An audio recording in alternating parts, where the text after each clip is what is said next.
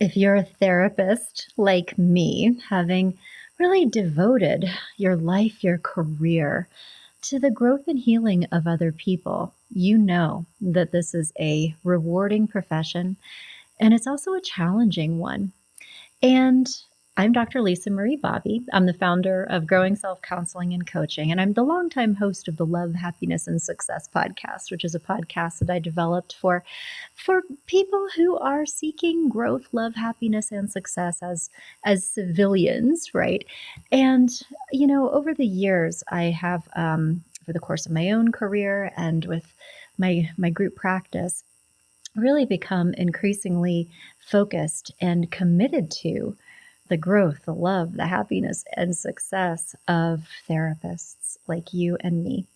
So I decided to launch this new podcast, which is devoted to our growth and well being. And every week, I'm going to be right here with you talking about, hopefully the topics that are important to you that help you in your career as a therapist, so that you can learn and grow and flourish and thrive in our shared profession. So today, I thought we could just launch this party by talking about some of the realities that I think aren't often recognized by people who don't really understand what our lives and careers are like. And I know that you know that as a therapist, as rewarding as this career is, it comes with a very unique set of challenges and opportunities to learn about ourselves and grow right alongside the clients that we seek to serve. And so, first, I just wanted to have a conversation about the gritty side of this. I don't know if you've ever had this experience, but when I tell people what I do for a living, I usually get one of two responses. They're either like, "Oh my gosh, that's so cool. You get to help people. That's just the most amazing thing. You're great." Or it's, "Oh my gosh, I don't know how you can do that. I could never survive in that kind of career." And so, I think that in some ways the world sees in kind of broad strokes the things that we struggle with. But I think they don't really understand, unless you've done this type of work as a career, about the energetic and emotionally challenging parts of this very intense work and the toll that it can take on us personally, but also the opportunities that it brings us personally if we're approaching this from a holistic framework where, yes, we are here to help others, we're here to serve, and by paying attention to what's coming up for us along the way, making our needs, rights, and feelings just as important as anybody else's in this equation. It really opens the door to not just professional growth, but enormous personal growth that impacts our lives in positive ways, just enormously. And I think at the very least, embracing this career path long term requires certain things of us. It requires self-awareness. It requires resilience. It demands our own internal growth and movement towards becoming more emotionally healthy, emotionally mature people. And that is truly commendable. And, one of the hidden reasons that I think therapists are, quite frankly, vulnerable to burnout, can struggle sometimes in this profession, is that as the therapist, you are in a very real way the leader, the guide, the expert, right? And we're also socialized out of thinking of ourselves as experts or coming across that way to clients. And of course, we can never tell people what to do. Our clients are always the true expert on their own lives, right? And it is also true that our clients come to us in these moments of vulnerability because they are looking for answers. They need support, they need understanding, but they also need guidance. I mean, they don't know how to help themselves. I'm sure they've tried everything they know how to do by the time they darken our door. And so they really are seeking that leadership, that for you to be a process guide. And this is a position of great responsibility, right? When somebody's looking to you to help them to the other side or to grow, to heal. And the other piece of this is that, first of all, we aren't socialized to feel that we have the right to step into this space and really be the guides in some ways that our clients are hoping we will be for them. And this work is also hard because it's frequently very ambiguous and it's also largely outside of our control. I mean, the human mind is so complex. There's no one size fits all solutions in therapy. The same things that work for one client will not work for another. We need to adjust our approach. And it's also true that there are so many different ways this could go. There are so many different things you could say in a session or, ways to organize the work with your clients. And because there are so many different ways and there's no precise if this then that kind of a roadmap, we're always just doing the best we can with what we have in the moment. And sometimes that winds up being the right thing. Sometimes it winds up being the wrong thing, whatever that means, but, we're always left to question, like, "Is this the right thing for this person?" And without that certainty, that in itself can create a lot of stress, especially when people are looking to you to help them and to lead them. And then, of course, at the end of the day, it's not even our work to do, right? Even if we are showing up and really from our side of the equation, doing everything within our power to help other people heal and grow and have better relationships and feel better about themselves and their lives. We cannot do the work for them. And that in itself can also create a different kind of stress when you care so much about the people that you're working with and seeing them continue to struggle and suffer and care about them, worry about them, and being helpless in some ways because at the end of the day they are the ones that will have to follow through and do the internal work that will really help them, and that can be difficult too, feeling helpless, feeling somewhat powerless in a situation where people are looking to you for leadership. So I just wanted to give voice to these realities because I don't really hear them discussed anywhere else, and I think they need to be part of the conversation. And, those are only some of the stressors that we as therapists have to deal with, right? Beyond the emotional intensity of the whole, dynamic that I just described. We're also often confronted with being the person who is receiving some stories, life experiences, people who have gone through genuinely horrible things, and to be connected with them empathetically and emotionally as they recount those experiences can be not just, wrenching, it can be actually traumatic for us too.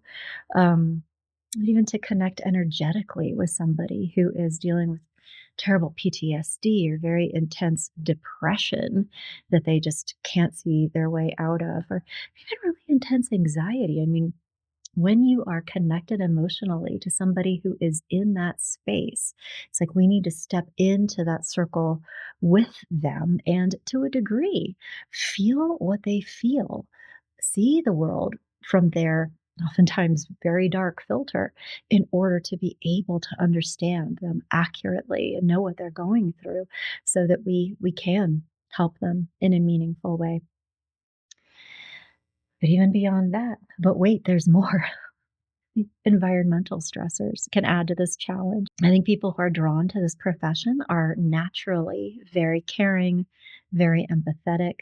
And, there are different work environments where you can find therapists fighting the good fight. And some of these are very positive environments that are affirming, hopeful, loving towards clients, but also towards clinicians. And there are some that are not. There are some agencies by virtue of their business model or their leadership or just, everybody in the system is traumatized, can become quite toxic. Sometimes community mental health agencies or other agencies can get that way. Sometimes private practices can be just as bad, though.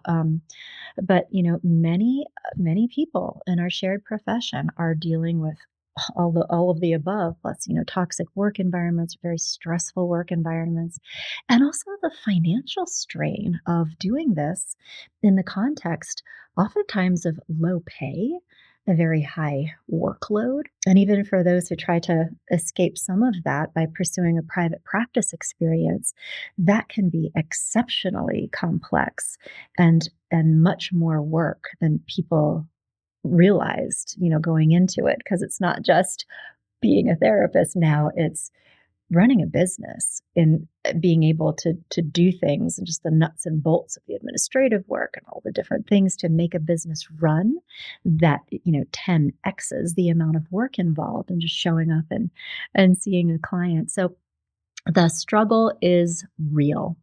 And again, I wanted to articulate all of this for your benefit, for our benefit, because there are hidden stressors that can be so real and can really take a toll on us mentally, emotionally, can also creep into our personal lives in very real ways that rob us of the joy that we can have in this profession. And because, to be clear, this profession can be incredibly joyful and meaningful and rewarding and fun. It can also be fun, right? And to be able to, I think, acknowledge the darkness and the pain points in a clear and rational way can also, I think, help us begin to develop some of the self awareness and clarity that we need in order to make some shifts, both outside of ourselves, but also many times within ourselves to get ourselves back in alignment so that we are also in a good place. Because, we cannot be of service to other people unless we're taking care of ourselves truly. And in this profession, because of how challenging it is, I believe that we need to work extra hard to take care of ourselves in a very intentional way if we want to have a positive long term career as therapists.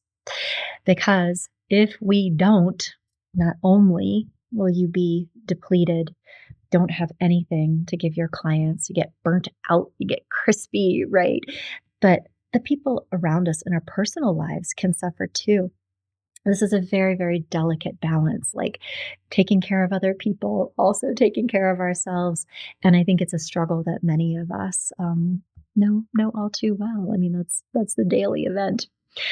But again, while we have to acknowledge the hardships, I do also want to shine a light on the immense opportunities for growth, love, happiness, and success that comes from being a therapist.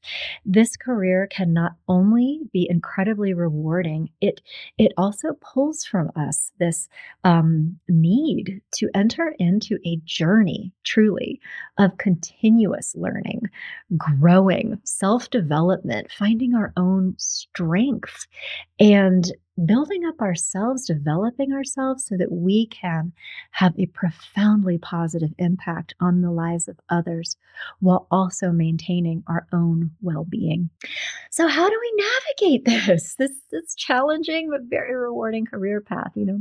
How do we grow as therapists, thrive in our work, feel good about the difference that we're making while managing some of the realities, the darkness that is always creeping in?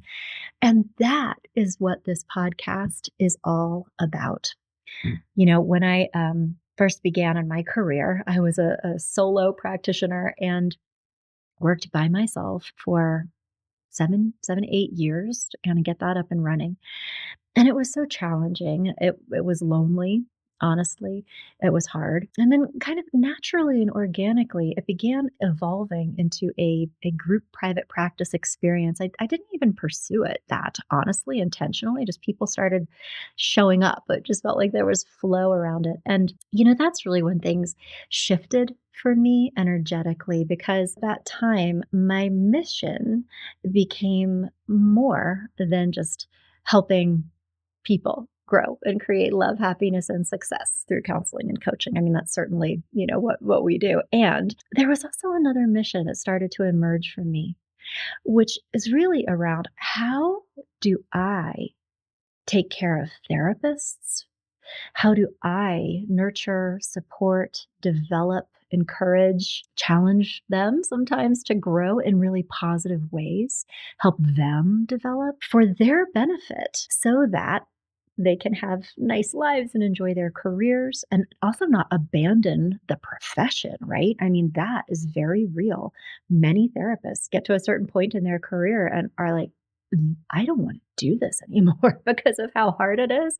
And also because they haven't gotten the kind of support that we're talking about today. But so then when my mission really shifted into helping therapists, that became the central thing because I genuinely believe that if therapists are in a good place, not mentally, emotionally, relationally, but also really invested in their own professional development, are and excited about learning and growing and pursuing excellence in our profession and engaging in all the right things, case consultations, seeking feedback, learning how to handle things differently, taking challenging situations with clients, being like, okay, what happened here? What can I learn from this? Like it takes a collective experience in order to be able to do that. And also, I think a really emotionally safe environment where it's absolutely okay to use all experiences, even difficult ones, as opportunities for meaningful growth and learning,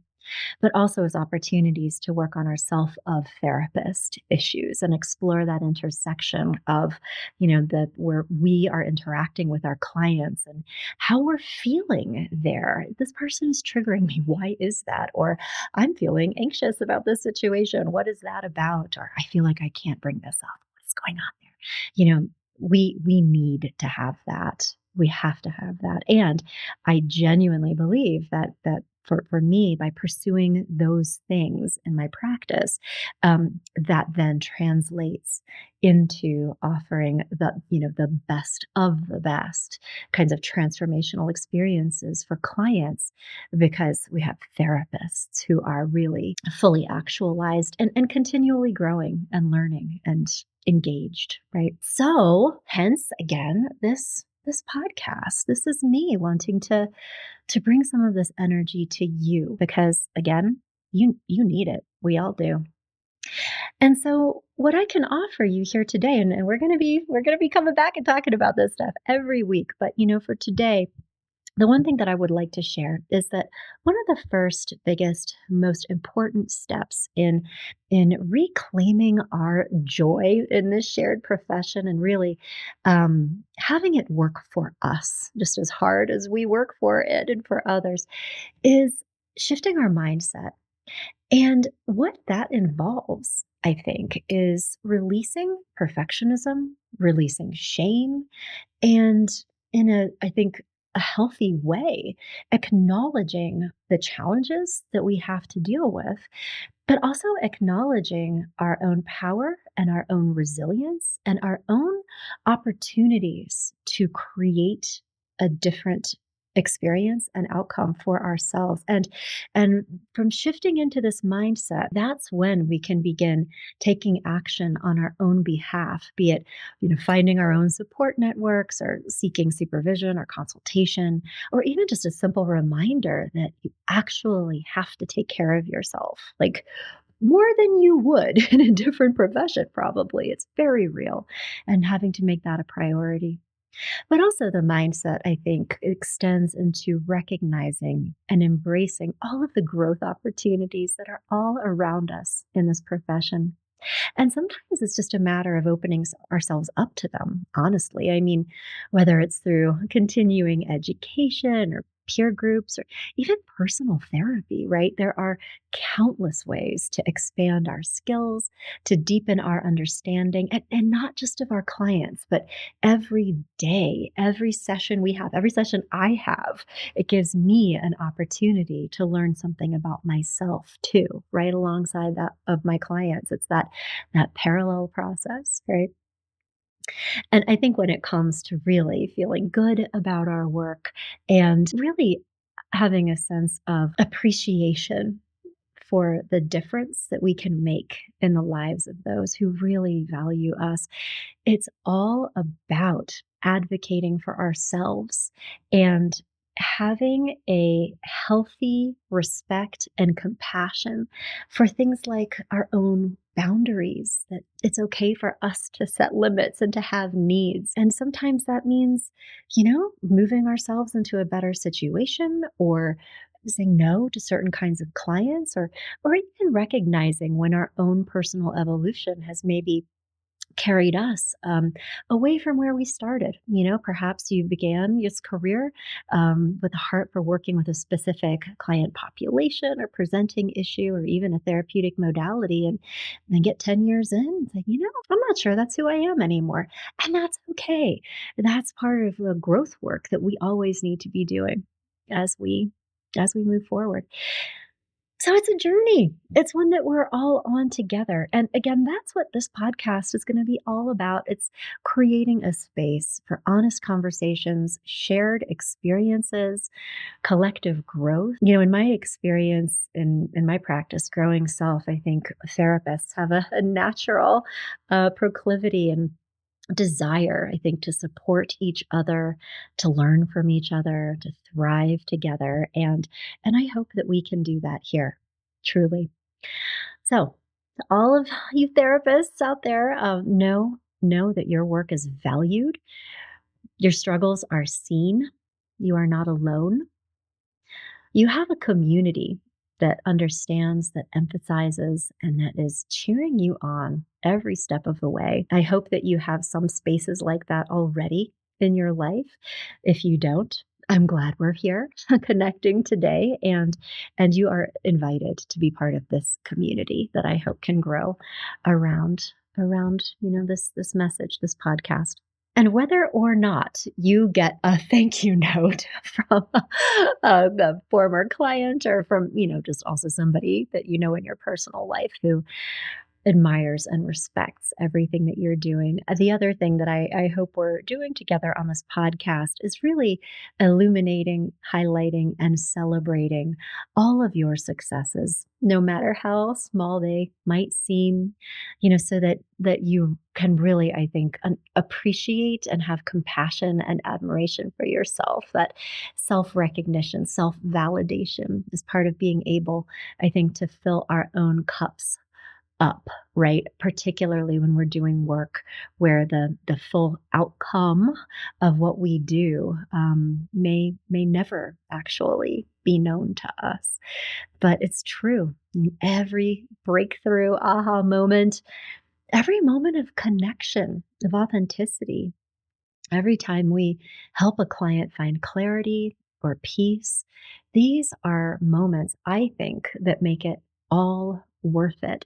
And another thing that I would like to leave you with is just the acknowledgement and appreciation of how powerful your work really can be. We learn about intergenerational trauma, right? I've chosen to focus on intergenerational growth and healing. When we are able to help an individual grow and become more emotionally healthy, emotionally stable, even, develop the ability to have a healthier relationship or a more stable career, right? Through career counseling, couples therapy. Certainly, we're helping that individual in the moment. We're helping that couple, perhaps. But I always think about what will now be possible going far into the future because of the growth work we help that person do? Because it's not just for them. A child, I should say, born into this family or born of this parent is now set up to have a much more stable, emotionally safe life where they are much more likely to get their needs met and therefore will grow into whole, healthy, self actualized, happy people to the degree that they might not have done had they not been born to parents who received the benefit of our services. And then those children will go on to have healthier, happier, more stable relationships and create a nurturing family environment for the kids that come next, right? So I want you to think about that too, that yes, we can have small victories in our day to day work with clients, but to really think about how that ripples forward through not just decades, but generations. I mean, the true impact of our work I don't think will ever be known this side of heaven. And I just wanted to leave you with that idea, particularly if you are in a difficult situation right now, if you're in a toxic agency environment or dealing with a very difficult caseload or feeling burnt out or traumatized. I just wanted to offer you that today. That's an idea that has been healing and hopeful for me. And I hope it lands the same way with you. And thank you for spending this time with me. My intention again is to make this a habit and be back in touch with you every week. We'll be talking about different kinds of issues that you may be facing, client challenges, self-therapist challenges, growth opportunities, ethical conundrums, right? We're going to unpack it all. And this is for you. I have even more for you. I on my website growingself.com, if you come there and go /therapists, you'll find a web page that I put together for you with all kinds of resources. You'll find episodes of this podcast, plus other little pieces of, little short advice things that I've put together for you. You'll also find articles on a bunch of different topics, related to things that we're talking about on the show. You will also find a self assessment. I'm calling it How to Flourish and Thrive as a Therapist, the quiz. And by taking this totally free, you can get visibility into what is working well for you in this career versus what are the areas and growth opportunities that if you invested some time and energy into would really start to replenish you and bring your joy back in this profession. So, and it might be self-care, it might be, evaluating different career paths, it might be professional development opportunities, might be self-therapist stuff. But I think there's a lot of value in getting clarity, just self-awareness, and almost like triaging it, right? Because, for example, if you are really struggling to set boundaries, if self-care is really hard, it doesn't make sense for you to take another professional training right now that might just contribute to feelings of overwhelm and depletion. It's important for you to honor what you need to do first for yourself. So by taking this assessment, you'll get some visibility into that. You'll get recommendations and some access to other resources that I put together for you. So again, all there for you. Thank you for being here with me today. And thank you for joining this community. Come to thegrowingself.com /therapists for more. And of course, feel free to join the conversation if you want to talk more about this or check in with me or even offer, ideas or questions like, hey, Lisa, can you talk about maybe this situation or upcoming podcast? I would love to hear about all of that. Again, you can come to growingself.com. You can send an email, hello@growingself.com. You can also find me on Instagram, Facebook, LinkedIn, and I have like a client facing social media pages that are like, at Dr. Lisa Ray Bobby on Instagram. So don't go to that one. Come to the one that I have that is just for you. So you'll look for Growing Self. I think it's growing_self on Instagram and probably the same on Facebook, and also on LinkedIn. So the things that I have available for you are going to be on those accounts. We're going to keep our stuff as therapists just a little bit separate. But anyway, I hope that you find it a welcoming and affirming space. And again, I'm just so grateful that you spent this time with me today. So I'll be back in touch next time with another episode. Love, happiness, and success for therapists, and we'll keep the conversation going. Thank you.